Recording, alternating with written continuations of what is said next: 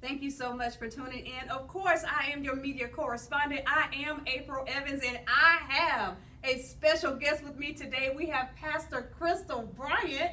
Woo-hoo. See, I love it. She's being her whole entire self. I'm going to be my whole entire self, and you guys are in for an amazing treat because we had a word, not just a word from God, but it was a tangible word that we can apply immediately. So as soon as we leave, no, we didn't even have to leave out of the doors, but during the actual service, we were able to apply her message, and I cannot wait to give you more details about the word that she brought to us today. Guess what? It is our 2020 Enjoy the View, Give Her Vision weekend. So we are so excited about everything that our women's ministry has done to be so intentional about ensuring that the women of the community, not just our house, but of the entire community, entire upstate, receive what they need to go into 2020, to go into their now, to be able to live the life that God has ordained for them to live. But you know what we do. Before we get started, we ask for you to share this to your timeline so that other people can see it. But in addition to that, if you want to go back and hear Pastor Crystal Bryant and her message today, you can go to our YouTube channel at WeAreCYM, and you can also go back to our Facebook timeline. But hey, it's enough of all that. It's time to talk to Pastor Bryant. Pastor. Yes. Yes, I know. I had to do it again. When I said that, something just ran all through me. But Pastor, you did an amazing job today. And I want to be able to share, I want you to be able to share some of the nuggets of what you covered today in today's message. So if you don't mind, can you tell the viewers what the title was of your message? To God be the glory. Today's message was Open Your Mouth from Mark chapter 10 verses 46 to 52. Where it was blind Bartimaeus was sitting on the side of the road, minding his own business, knowing that there was something that he needed from God. And all he did was open his mouth. I want to encourage you all today to know that when you're sitting on the side and you know there's something that you need from God, you've got to open your mouth, regardless of who is around you, who's trying to deter you. There were people who tried to deter blind Bartimaeus, but he did not give up because he knew it was something he needed from God. He opened his mouth and God heard him and answered his call.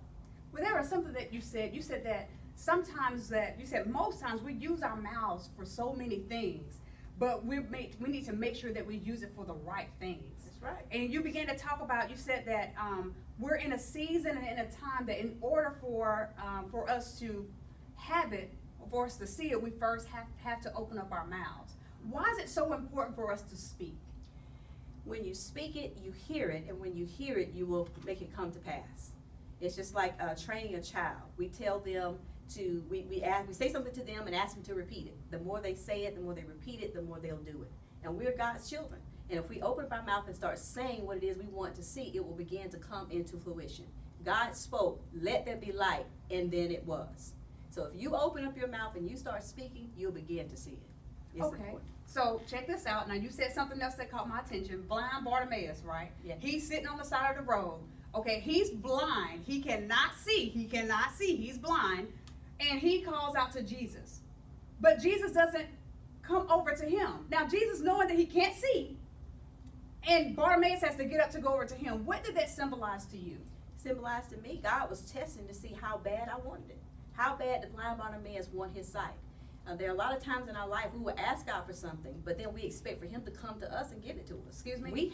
Yes, I'm sorry. Oh, no, that's good. No, that's good. I'm sorry, yes, but go ahead. Yes, we'll ask God That's for my something life. and we expect for him to come and do it. But in order for us to receive what we need, we have to be an active part of our deliverance. We have to be an active part of our healing, an active part of our freedom.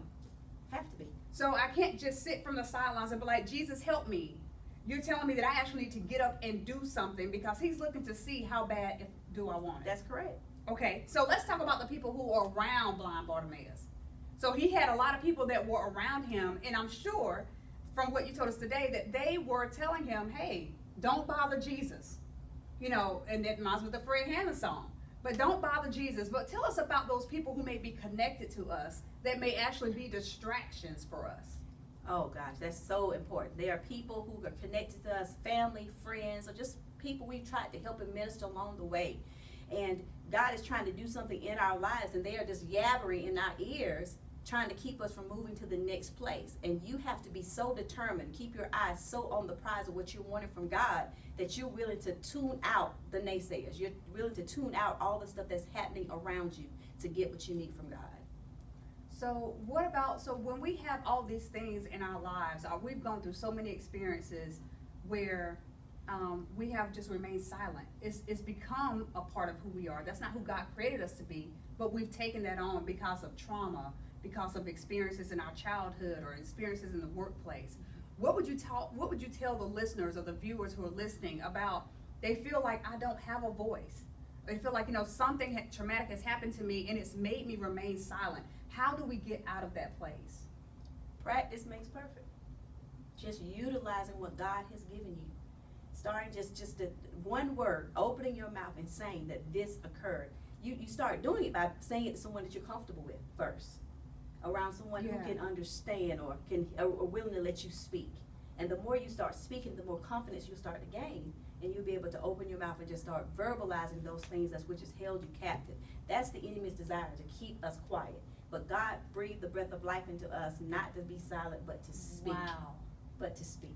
That's awesome. And what I just took from that is that God didn't call us to be on a silent journey. No. And the word even says what? That we overcame by what? By the blood of the Lamb and what else?